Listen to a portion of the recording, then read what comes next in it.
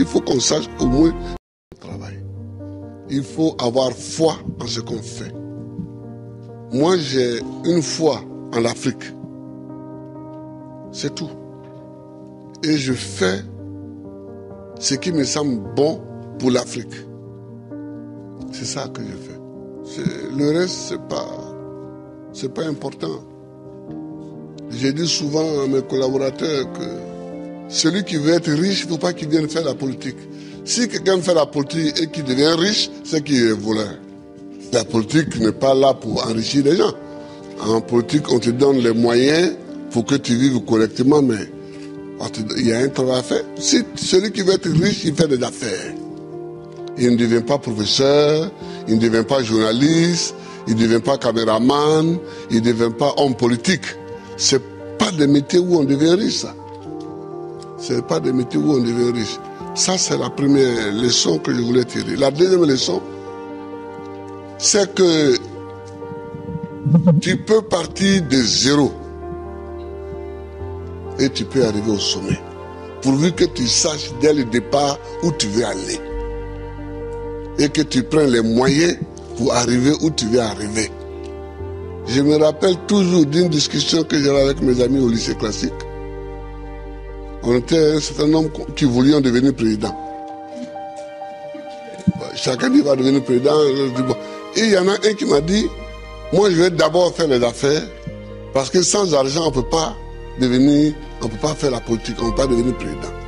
Et je lui ai dit, moi, c'est parce que je ne vais pas faire les affaires, que je vais être pauvre, que je vais avoir les mains propres et que je vais devenir président. Aujourd'hui, mon ami, il a eu beaucoup d'argent, effectivement. Il a beaucoup d'argent, mais il n'est jamais devenu président. Il n'a jamais même été candidat.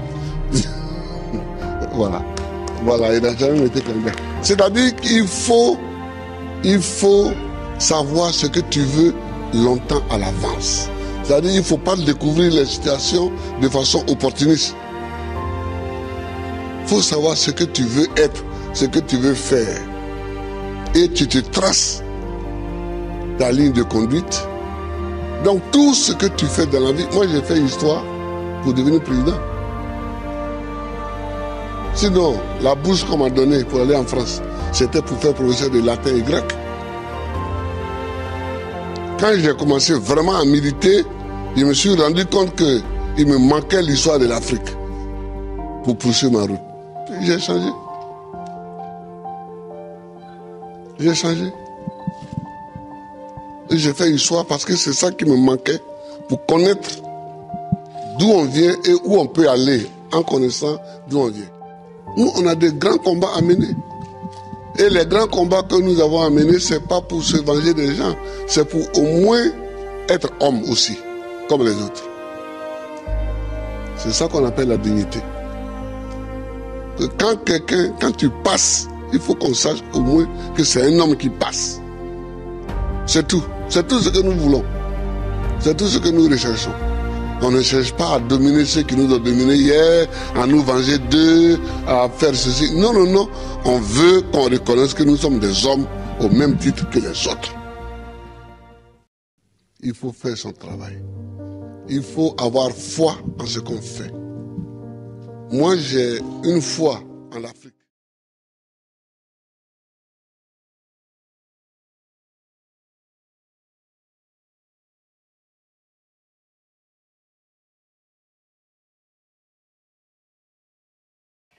Chers amis, bonjour. Bonjour, bonjour, bonjour. Bien le bonjour à tout le monde. Bonjour mesdames, bonjour messieurs. J'espère que vous allez bien. Je vais faire une vidéo aujourd'hui en deux parties. La première partie, chers amis, va être consacrée à l'introduction. Donc ce que je vais faire maintenant là avec vous, en quelques minutes, ne sera que consacré à l'introduction. Donc ensemble, on va introduire ce que nous allons faire ce soir à partir de 20h, 20h30 ou plus tard, parce que j'ai un complément d'information que j'attends à 19h, 20h. Donc une fois que j'ai ça, je vais lancer notre suite pour ce soir, pour cet après-midi, c'est-à-dire vers 20h comme ça. Donc, Si on est d'accord, je compte sur vous, chers amis, pour partager au maximum. On partage au maximum parce que ce que je vais échanger avec vous est essentiel. Ça fait longtemps que je ne suis pas sur les réseaux sociaux, donc c'est fondamental que nous échangions. Je vous mets déjà ici le menu de ce soir. Nous allons parler de notre parti que nous soutenons tous depuis 2018. Vous regardez l'entitre, donc l'introduction, je l'ai faite tout à l'heure. Maintenant, là, nous aurons ce soir, le premier point sera l'impact des organes électoraux au Cameroun. J'ai mis en Afrique, mais on va faire en Afrique et en particulier au Cameroun, le cas du Cameroun. Le point qui va suivre sera le mouvement pour la renaissance du Cameroun. On va parler de l'impact en quatrième point des élections sur le mouvement pour la renaissance du Cameroun, sur le MRC. Ces points sont fondamentaux. Je vais parler en cinquième point de la situation actuelle au Cameroun. Et le sixième point, bien évidemment, c'est la conclusion. Une fois que j'ai dit ça, chers amis, et que vous êtes en train de partager, je vous dis merci déjà pour les partages que vous êtes en train de faire. Rebonjour et bienvenue pour cette vidéo. Cette vidéo est une vidéo qui va forcément améliorer votre façon de comprendre les choses. C'est une introduction générale. Vous allez pour la plupart entendre des choses nouvelles, mais pour ceux-là qui ont déjà l'habitude de travailler sur les sujets importants, tels que ceux que nous touchons, que nous traitons depuis 2018, vont voir des éléments qu'ils connaissent déjà. Alors, il faut savoir, chers amis, ce que nous avons engagé démontre quelque chose, c'est que la vie est tellement simple, mais nous adorons compliquer notre vie. Qu'est-ce qui se passe derrière le rideau? Le lieu où vous vivez est la destination la plus importante que vous prendrez dans votre vie. Parce que c'est elle qui détermine vos croyances, vos amis et même vos valeurs. Ça détermine aussi ce que vous faites pour vivre et qui vous êtes dans votre monde. Donc, si vous voulez vous épanouir, prenez le temps de vous occuper du sol, pas de la graine. Je dis bien, prenez le temps de vous occuper du sol, pas de la graine.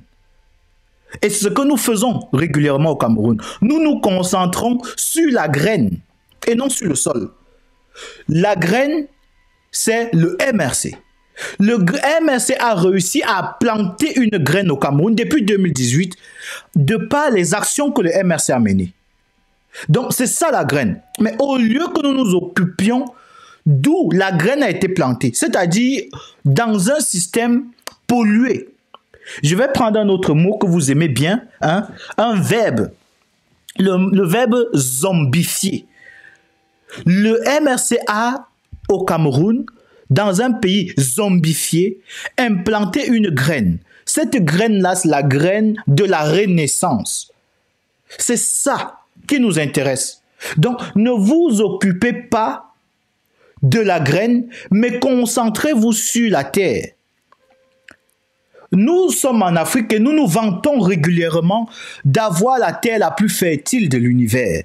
Nous nous vantons en tant qu'Africains d'avoir la terre d'où viennent tous les produits que nous avons dans le monde aujourd'hui. Nous nous vantons d'avoir ce que aucun autre espace géographique dans le monde n'a. C'est cette terre-là. Qu'est-ce qui fait la richesse de l'Afrique? Qu'est-ce qui fait la richesse du Cameroun en particulier? Si le Cameroun se vante aujourd'hui dans le monde, c'est pour une raison. C'est la raison qui nous donne le droit de s'appeler Afrique en miniature. Elle n'est pas Afrique en miniature parce qu'on a pris toute l'Afrique, on a réduit dans le Cameroun. Non, elle est Afrique en miniature parce que les terres qu'on trouve au Cameroun sont des terres qu'on trouve partout dans l'Afrique. En termes de relief, en termes de climatologie, en termes d'écologie, le Cameroun regorge de la plupart des richesses qu'on retrouve sur le territoire africain. Il faut donc mettre cette terre en valeur. Et je vois les Camerounais. Depuis, je suis sorti de Facebook exprès parce que je veux observer ce que vous faites. Et je vois que les Camerounais ne sont qu'à la recherche des graines. Et les graines au Cameroun portent un nom. C'est ce qu'on appelle le buzz. Les Camerounais sont à la recherche insatiable du buzz. Alors que nous sommes en face d'un problème fondamentalement fondamental. Hein, j'aime bien dire les choses comme ça. Ah, je salue tous ceux qui sont là. Hein, je vois l'Onouchan, je vois. Vous êtes nombreux, chers amis, je compte sur vous pour tirer l'essentiel de ce que je vais vous dire. Parce que les idées que je vous donne sont des idées qui me viennent comme ça. Je m'inspire ça et là, mais fondamentalement, quand moi je reçois mes directs, j'apprends de ce que je dis. Donc, privilégiez la terre et ne privilégiez pas la graine. On va ensemble, je parle avec vous en même temps, je partage. Hein. Je sais que c'est compliqué pour vous de faire ça en même temps. Donc, souvenez-vous que la fleur ne poursuivra jamais l'abeille. Vous n'allez jamais voir une fleur en route en train de courir après une abeille. C'est l'abeille qui va vers la fleur. Le MRC a planté au Cameroun une fleur. Et cette fleur-là doit attirer les abeilles. Je ne parle pas des abeilles de l'autre sur Facebook, je parle des vraies abeilles. C'est-à-dire, j'ai oublié, je sais que je me suis coiffé, juste en passant, je me suis coiffé, je vois beaucoup me font des messages que tu as changé de tête. Oui, effectivement, je me suis coiffé. Donc, ne vous concentrez jamais dans... Ce que je vous dis est valable même pour votre vie personnelle. Ne vous concentrez jamais sur la graine. Ne vous concentrez jamais sur des éléments comme qui va avec quoi. La fleur ne poursuit jamais l'abeille. C'est nous, peuple camerounais. C'est nous, hommes, femmes, enfants camerounais, qui devrions, en tant qu'abeille dans ce cas de figure, aller vers la fleur. Le MRC, en rhétorique, a fait une fleur au peuple camerounais. Je recontextualise. Le Cameroun est le seul pays au monde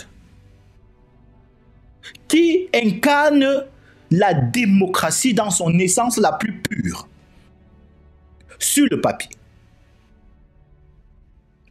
Sur le papier, le Cameroun apparaît comme étant l'exemple que devraient suivre les plus grandes puissances mondiales, les nations industrialisées qui aujourd'hui se battent pour revendiquer le monopole ou le leadership du monde entier. Le papier a une démocratie qui ne souffre d'aucune contestation. Mais le président de la République du Cameroun, incarné par un personnage fantomatique, mystifié, inexistant, fantomisé même, ne respecte, je dis, même pas le préambule de la Constitution de la République du Cameroun. Chers amis, pour ceux qui ont guetté, parce que ce n'est pas à nous toujours de venir vers vous pour vous dire ce qui est important pour votre pays. C'est pour ça que moi j'ai pris du retrait. Parce que nous allons beau crier sur les réseaux sociaux. Nous le faisons depuis 2018. Pour vous, Camerounais, c'est devenu une série Netflix. Il faut se connecter le soir pour voir ceux de la Tenance et Camto. Il faut se connecter le soir pour suivre Stevie Sam. Il faut se connecter le soir pour suivre Nucha. Il faut se connecter pour voir ce qui se passe. Mais on ne vient pas là parce qu'on veut entendre ou bien parce qu'on veut vérifier quelque chose. Mais on vient là parce qu'on veut voir Stevie Sam tirer sur telle autre personne. On vient parce qu'on veut voir telle personne tirer sur une telle autre personne. Est-ce que cela a grandi depuis 2018? Non. Depuis 2018, Facebook et les réseaux sociaux en général sont devenus le moyen par référence des Camerounais et des Africains en général de rendre publiques les souffrances que nous subissons dans nos pays et les conséquences des actions néocolonialistes et néocoloniales tout court engagés par les pays de l'oligarchie mondiale qui sont en train d'étouffer nos pays et nos nations de sorte que nous ne puissions jamais lever la tête. Il ne faut pas que vous soyez naïfs, chers amis. la portée du combat qui est mené au Cameroun, que nous appelons la marche vers la renaissance du Cameroun, le combat mené par le MRC depuis son existence, sa création en 2012, a des répercussions énormissimes sur ce qu'on appelle la France-Afrique d'abord d'une part. J'ai entendu quelques personnes sur les réseaux sociaux crier à gorge déployée que le MRC et son leader Maurice Kamto, le président national, n'avaient pas de postulat par rapport à la France-Afrique, c'est-à-dire les rapports que la France entretient avec les entités étatiques africaines.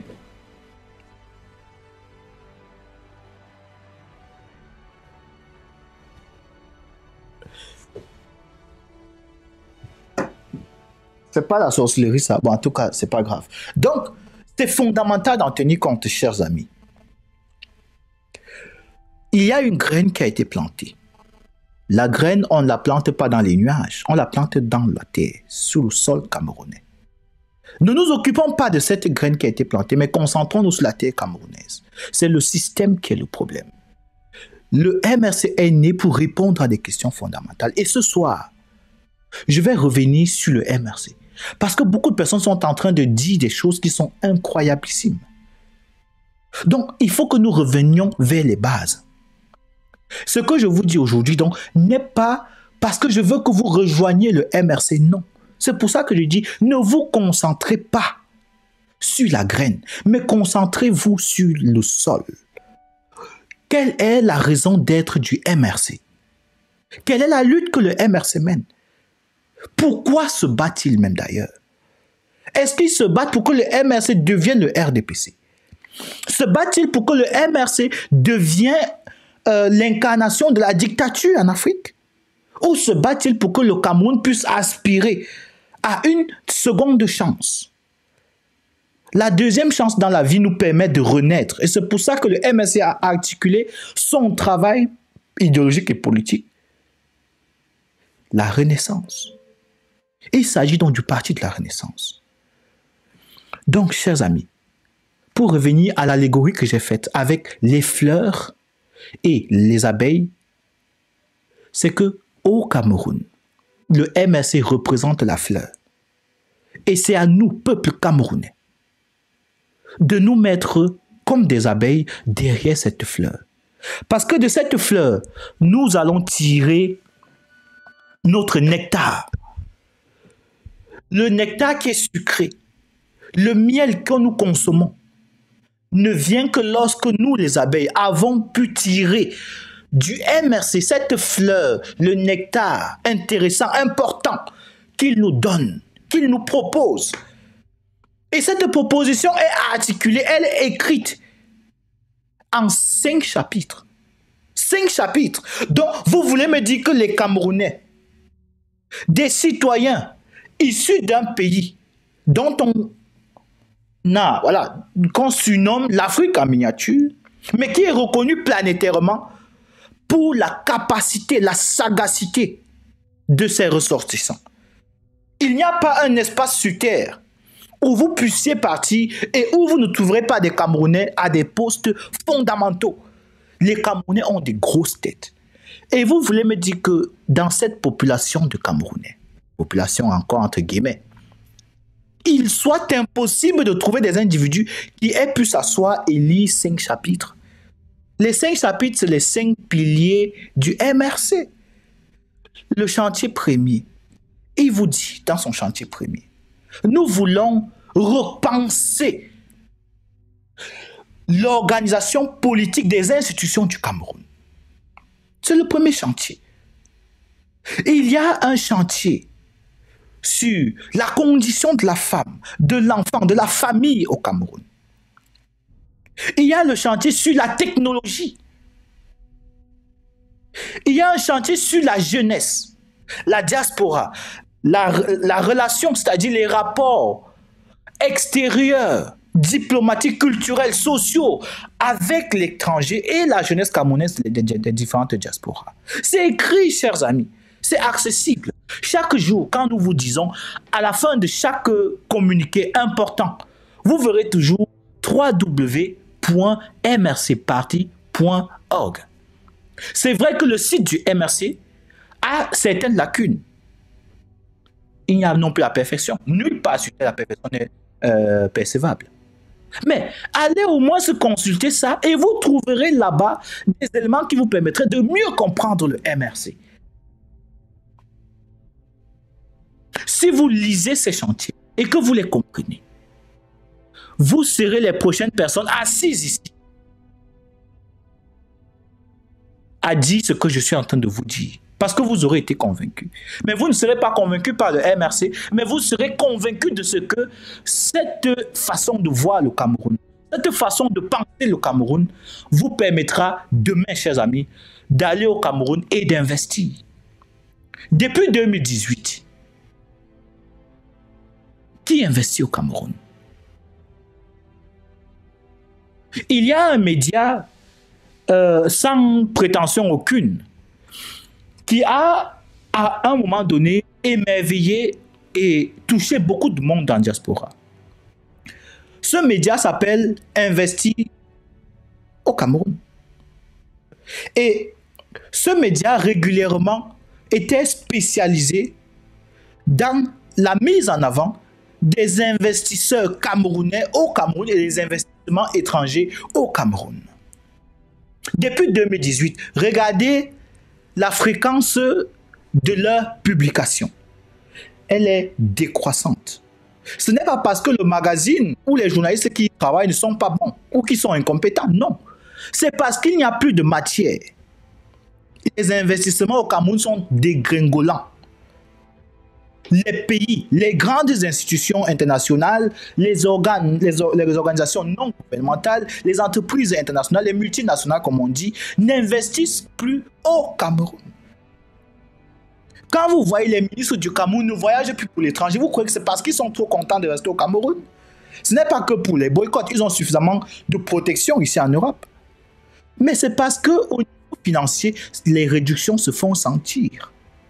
Quand vous voyez tout un président, c'est vrai qu'il a endeuillé, tout un président de l'Africa Foot, en train de courir après 6 milliards, avec en compétition les ministres d'État du Cameroun pour 6 milliards, alors qu'il y a quelque temps, lorsqu'il y avait le Covid-Gate, je ne vous rappelle pas, ils ont volé des milliards, des centaines d'argent, de milliards. Ils sont aujourd'hui en train de courir après 6 milliards de francs CFA. Vous voyez les jeunes activistes en Europe et des pseudo-lanceurs d'alerte publier n'importe quoi, dire des choses qui n'ont pas de sens, juste parce qu'il faut absolument défendre 50 € ou 1000 € qu'on va envoyer du Cameroun en francs CFA. Regardez à quel niveau le Cameroun a été réduit, chers amis. Et il y en a encore aujourd'hui qui nous demandent de venir leur convaincre. On convainc quelqu'un, de venir convaincre ces gens-là. De venir convaincre de ce que le MRC est le parti qu'il faut au Cameroun. S'il ne s'agissait que de moi, je vous dirais, laissez, ne votez pas le MRC. N'allez même pas vous inscrire sur les listes électorales. L'engagement politique a ses bases. Et les bases de l'engagement politique ne sont pas des bases qui viennent de Neptune ou de Saturne ou de Jupiter, comme vous aimez dire. Mais non, ces bases sont là. Elles sont les bases de notre vie commune. Il n'y a personne sur Terre qui ne fasse de politique. Parce que la politique commence dans le ventre de votre mère. Déjà quand votre père décide de... déjà quand vos parents décident de se donner rendez-vous pour faire les choses que les Camerounais aiment bien faire, il y a déjà un projet derrière. Et tout projet est une idéologie. Parce que vous ne décidez pas de mettre un enfant sur Terre quand vous n'avez aucune base. Même si vous partez vers une femme parce que vous êtes attiré par la chose sexuelle, vous allez engager une démarche stratégique. Et cette stratégie, c'est la même que vous employez au quotidien pour obtenir ce dont vous avez besoin. Et c'est une politique. Il y a donc une politique à chaque chose. Dites que je ne fais pas la politique politicienne. Je ne fais pas la politique institutionnelle. Je ne fais pas la politique des partis politiques, dont la politique partisane. Non. Il y a la politique économique, chers amis. Il y a des chefs de famille, des chefs de famille masculins et féminins qui, avant la fin de chaque mois, réfléchissent déjà le salaire qu'ils vont recevoir. Au Cameroun, vous avez un professeur agrégé d'université qui touche ses 200 000 francs. Hein, insultant. Ces 200 000 francs, 250 000 francs, désolé, avant de les recevoir, sa femme et lui, ou lui seul, ou sa femme elle-même dans sa chambre, a déjà calculé les revenus du monsieur jusqu'à savoir combien d'argent est-ce qu'elle pourrait recevoir chaque jour pour qu'on puisse manger tout le mois sans problème et que les enfants n'aient pas de problème d'argent de beignet ou de poche. C'est donc une politique économique. Donc la politique touche tous les secteurs. Le commerçant de Bepanda, de Ndokoti, de Ndokpom, de Yaoundé, de Mokolo, de partout, a une politique économique et une politique commerciale. C'est de la politique.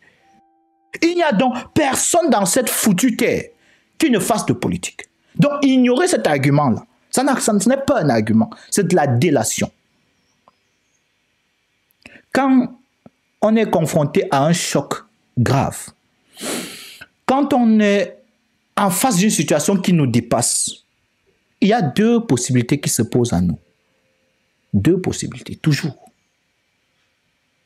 Peu importe les cas, il y a deux possibilités.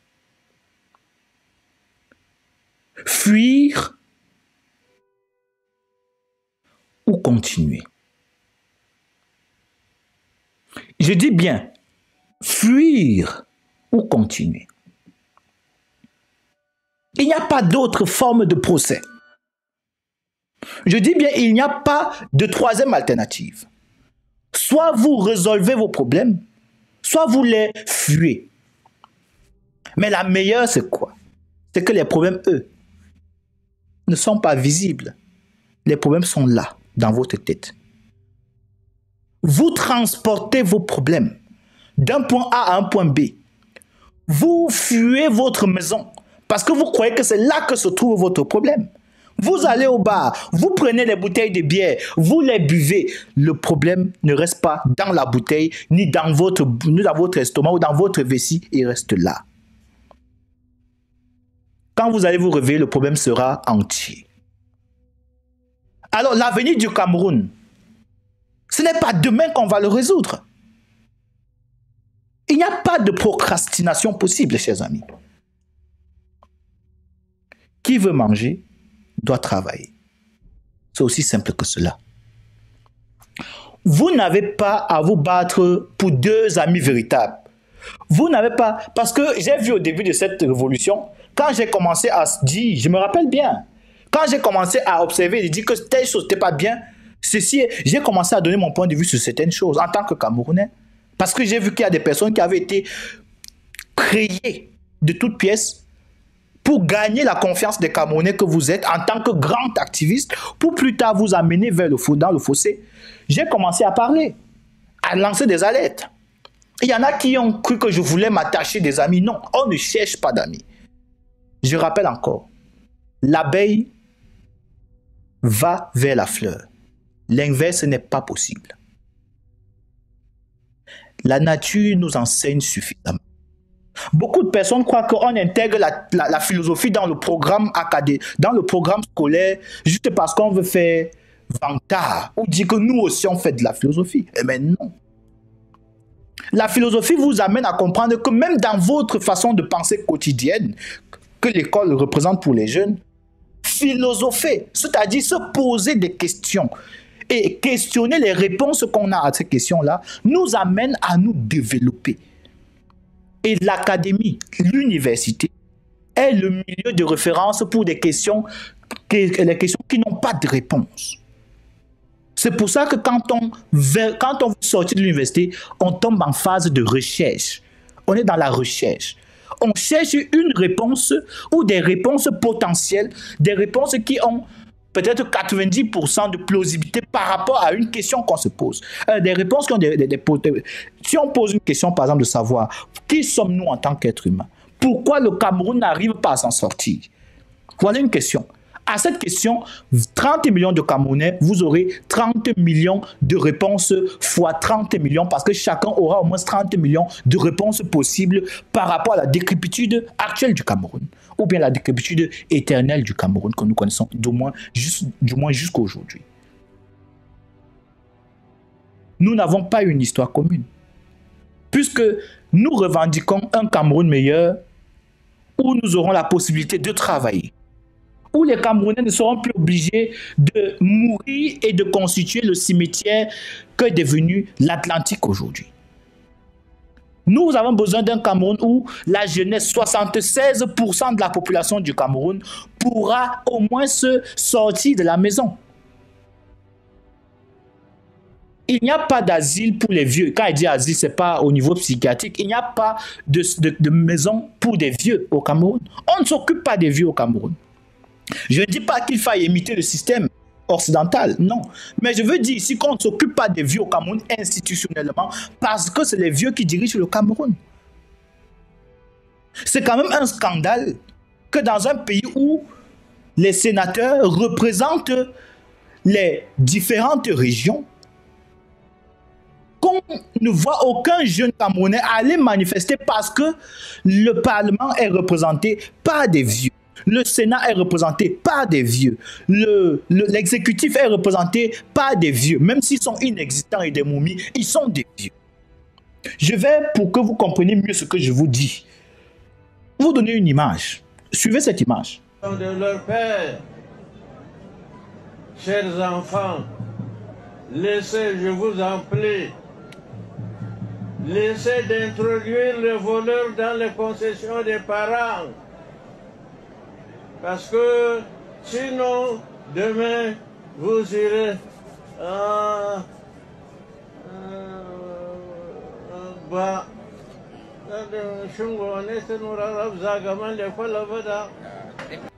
de leur père. Voilà ceux qui dirigent le Cameroun. Voilà ceux qui dirigent le Cameroun. Comme lui, Paul Biya a fait pareil. Do you understand me? I cannot hear you. Où est passé mon... Et quelle humiliation. Est-ce que vous vous rendez compte que depuis 2018, le Cameroun est en train d'échouer sur tous les plans?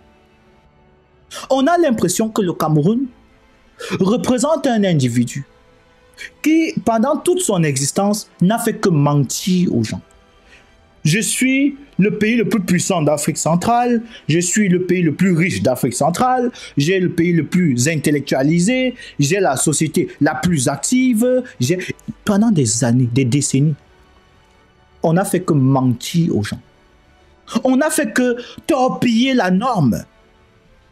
Il y a un certain Monon Zana qui disait que on a écarté la norme. C'est-à-dire, ce qui est normal d'être fait au Cameroun, ce n'est pas normal.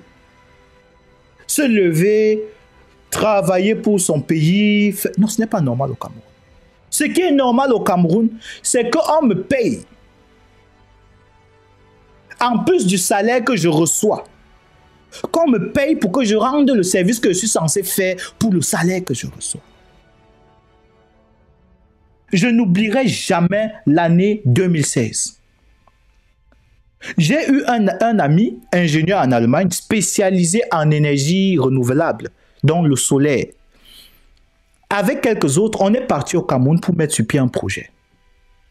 On voulait électrifier les routes dans une région du Cameroun. C'était un projet pilote, donc un projet test.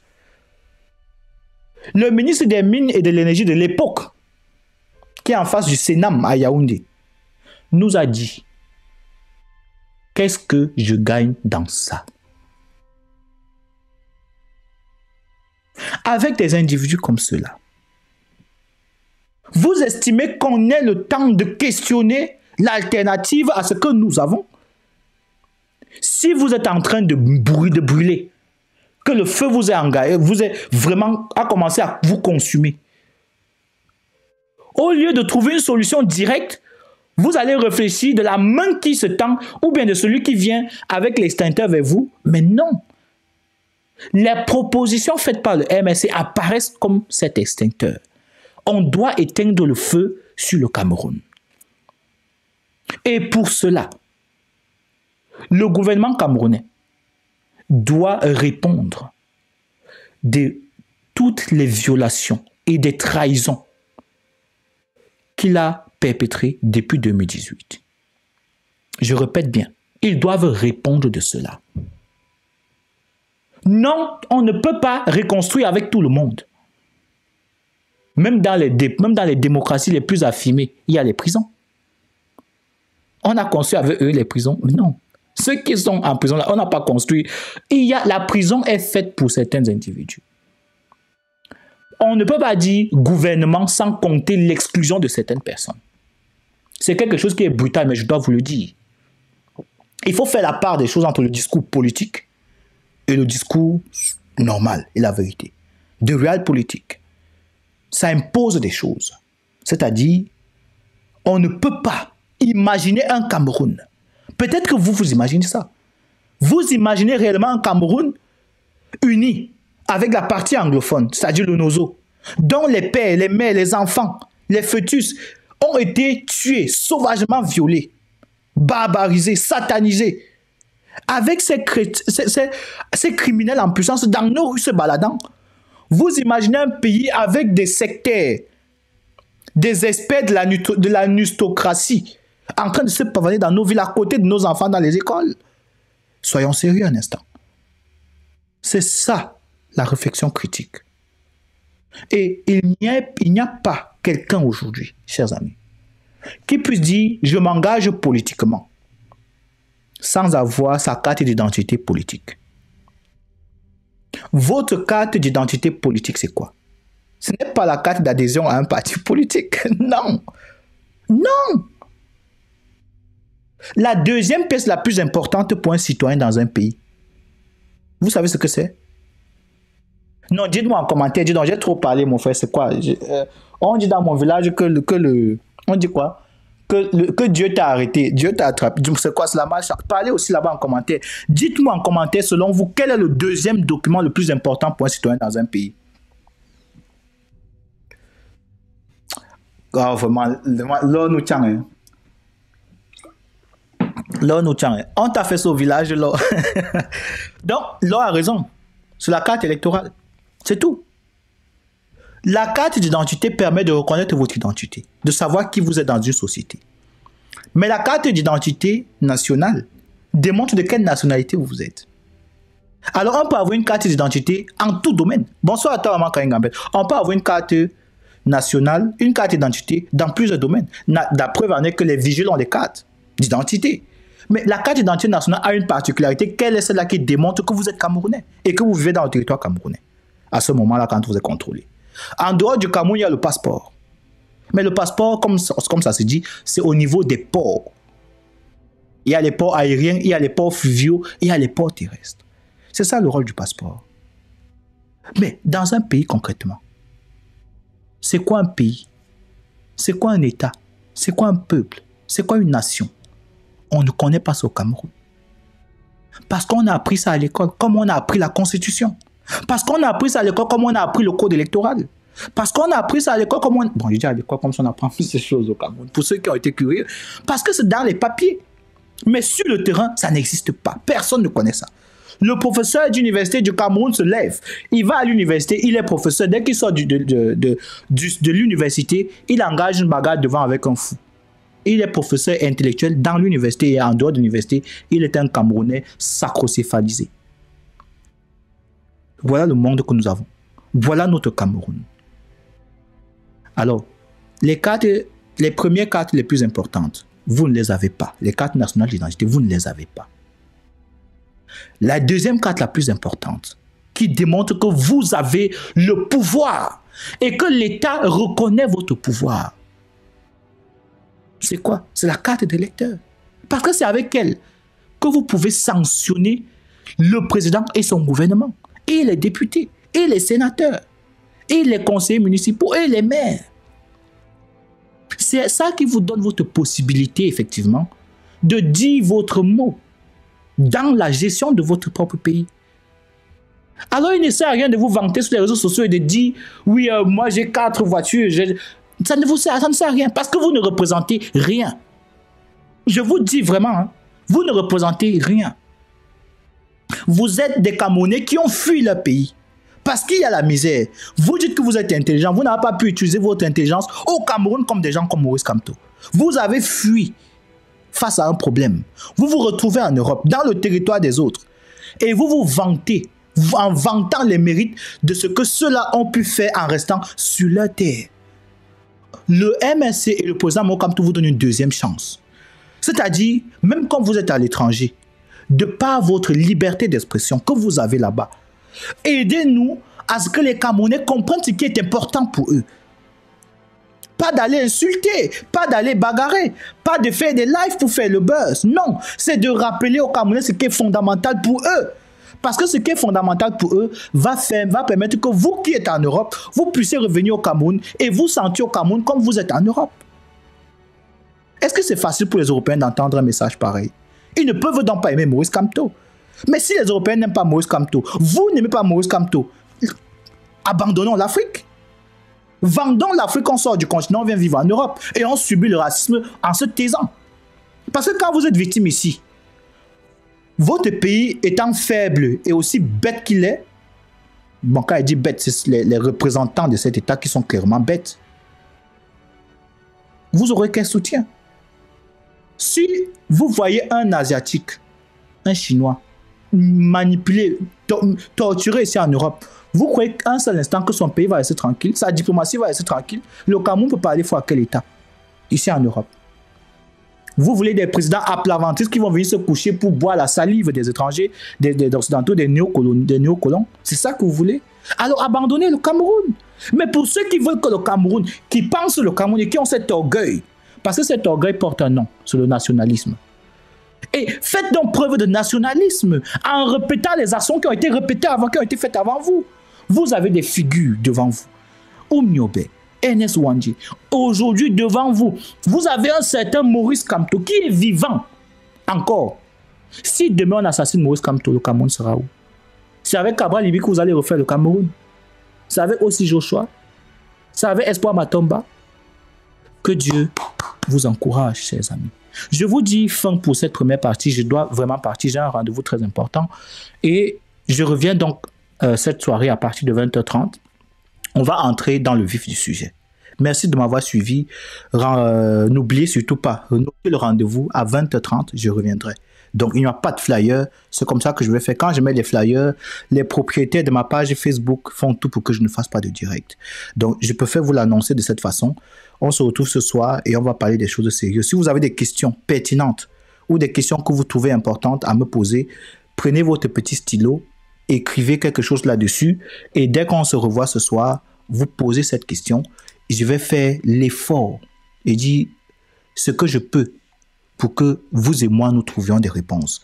Je remets encore ici à côté le titre, les titres de notre live de ce soir, pour que ce soit en venant, vous sachiez déjà exactement comment est-ce que le live sera articulé.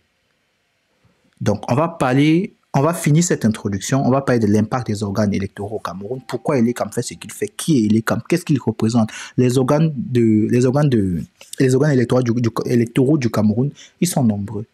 Qu'est-ce qu'ils représentent, comment ça se passe, pourquoi c'est fondamental maintenant d'avoir sa carte électorale.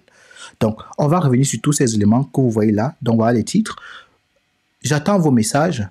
Si vous avez des questions, pour ceux parmi vous qui veulent dire quelque chose dans ce direct, parce que ce direct sera ouvert. Si vous êtes des activistes, si vous êtes des amoureux des amis du MS, des sympathisants comme on dit, rejoignez-moi, faites-moi un message juste avec le numéro de téléphone qui est là en bas, en commentaire. Je vais prendre le temps de lire les commentaires. Et ceux qui veulent intervenir, dites-le moi, je vais vous faire un lien ce soir pour que vous interveniez parce qu'on a besoin d'échanger là-dessus entre Camerounais. Je ne suis pas celui qui maîtrise le Cameroun mieux que vous. Chacun de nous doit travailler pour que le Cameroun puisse émerger. Et c'est la tâche de tout le monde, pas de Maurice Kamto du MSC seulement. C'est notre travail. Allons vers les fleurs. Ce ne sont pas les fleurs qui viendront vers nous. Je vous souhaite une très très bonne soirée, chers amis. Portez-vous bien. Je vous laisse avec la vidéo du président Maurice Kamto. Et là derrière, on va se séparer.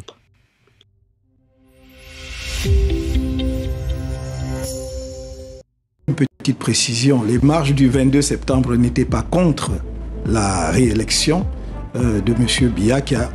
L'élection présidentielle a eu lieu en 2018. C'était plutôt pour demander la fin de la guerre dans les régions anglophones du nord-ouest et du sud-ouest, la réforme consensuelle du système électoral, le rejet de la transmission du pouvoir de gré à gré et surtout la transparence ou en tout cas la lumière sur l'utilisation des fonds mobilisés pour l'organisation de la CAN 2019 qui devient CAN 2021-2022 au Cameroun. Voilà les raisons qui ont amené les militants du MRC, mais pas seulement, les Camerounais de tous horizons, à marcher le 22 septembre.